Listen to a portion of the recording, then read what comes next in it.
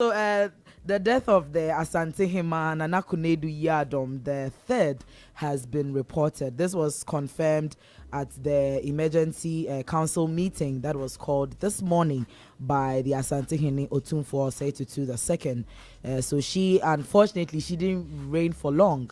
She reigned for, I think she was installed in 2017 following the death of her mom in 2016.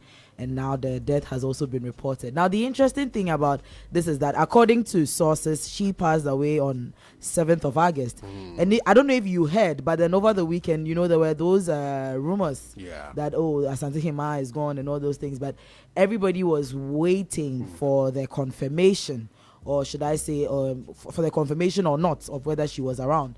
But then now this morning, Asantehemaa has confirmed that unfortunately Adiato Asantemaneni, their queen mother, is gone. So definitely they would be making, they'll be announcing the funeral preparations later. But then the 1 week observance would be held on the Thursday, 21st of August this year.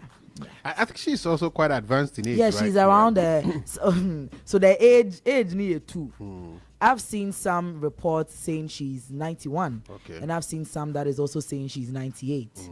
I'm yet to confirm which is it. Calculate your age, so you should go back to time now. You're too bomb in now they are calculation. So 91 to 90. It's the range. You have average, you know. Not used to. Yeah, but I mean that's unfortunate. I heard rumors of somebody. I didn't know it was the Asantehemaa, but there was news that somebody from royalty had passed away, and I don't know, but there were two sides to the coin, you know, like there were those who were saying, "Oh yeah, Bema, break it and let's see." but I don't look at it from that perspective. Angle, I think that it is only a way to respect tradition, right? So there are things that we do. If you go to different places, there are ways that, you know, they have traditions, they have their culture, they have their customs that they follow and all that. So I think that there's no point in, you know, daring people that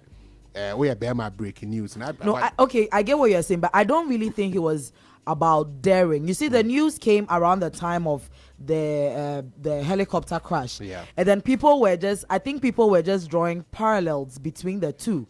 You know, when the helicopter crashed, people were quick to come and say what they thought they had heard. There was even this journalist who made a thread on Twitter mentioning people's names, and then finally when the presidency came out with the news, all he could say was, that is what my source gave me.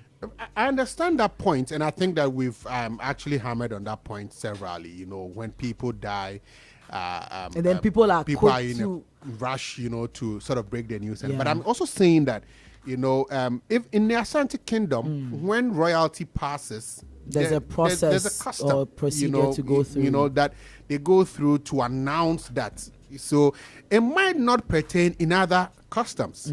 You understand? So you might go to a different area, a different tribe, and then when their king dies, anybody at all can publish it. You understand? So I'm just saying that it is born out of respect for that custom that this is not how we do it, and as a people we should learn to respect, you know, these various. So aside the, you know, don't be quick to announce, you know, people's demise and all that. That is in general. But I'm saying that because it's been a while. I mean, how many days now? Yeah, today is 11. Yeah, you get it. It happened. So about 4 or 5 days now, you get it. Maybe a day or two, people would have, you know, especially for news houses and all that. You don't say news houses they know that this has happened. They shouldn't do it. But I'm saying if they know that there is this custom that you have to follow, then they would respect it. You get my point, that it has to come from this source. If I mean, touch wood, if the president died, nobody's going to wait, because that's not our national custom.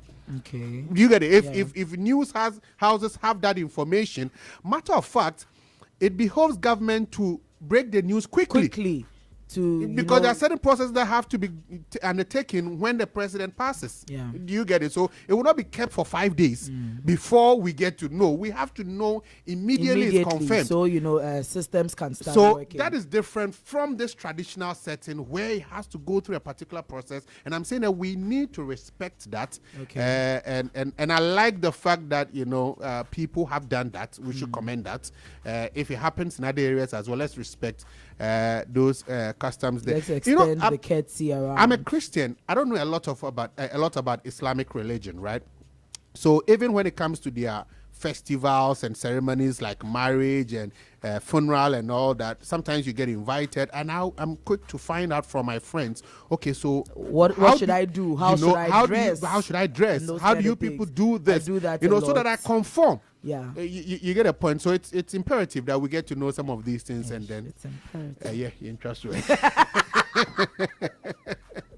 I think maybe we should do a word of the day. Word of the day. And then finally, Nigerian Afrobeat superstar Davido and his wife Chioma, they have tied the knot in a white wedding in Miami. Oh, that's what happened over the weekend. Over the weekend, it was the weekend of posting about it. Chivido 2025. Yeah, I saw that. I saw that. Yeah, so. Oh, okay. So they finally had their white wedding. They did their court wedding in I think 2023, and the traditional wedding was last year. And then this year they've had the white wedding. Into next year, maybe next year they'll do something else. Someone says it's a marriage in stages. So it was a star-studded event. It was done in Miami, right from Charlie. You know how these people do it. Yeah. Even the build up to the event, the celebrities who were attending, the vlogs and stuff that were being posted on social media up until the pre-wedding party, and then the wedding itself, which looked like a concert though, but it was amazing. I read that it was actually held at a secret location, that the invited guests had to actually converge at a place, and they were going to be transported, so people didn't even know where the thing was actually being held. Oh, I don't know if that was the, but I read. No, wait, are you not talking about Mr. Easy's wedding? Because Mr. Easy and Temi Otedola also got married over the weekend in Iceland. I'm not too sure if it is him, but I thought I read that about Davido. Okay. That the location itself was secret. And to say you invite you, when Who you say, named the be sure we're still small. Nafe, Yeah, if we had to call. But Mr. Easy also got married. Yeah, he and Temi, they got married in a private ceremony in Iceland. Okay. I chanced upon an old video between Mr. Easy and Temi where she was saying that personally, if you attend her, she's walking down the aisle at her wedding and she sees you and she doesn't know you, she'll be pissed. So theirs was a private ceremony. But OBO, as for OBO there, you know him. He likes to be lavish. So allegedly, he spent 3.7 million on the wedding in Miami. It was a very beautiful event. If you're joining us on Facebook, you can see the couple. As for Davido and Chioma, if you know them, you know how they do their things. I'm gonna come man for him. Oze. I'm gonna come man for him. If able time she But that's nice. Yeah, it was a beautiful incident, and Stoneboy was also there. Stoneboy was there. Charlie, did he perform? No, I saw that John Legend. Okay. I saw that John Legend performed there. I don't know. I was reading a lot of stuff about it on the wedding is all over. It was like a mini concert. So if you were invited to the wedding, or even if you were not invited and you somehow found your way to the wedding, you attended as a bonus to celebrate.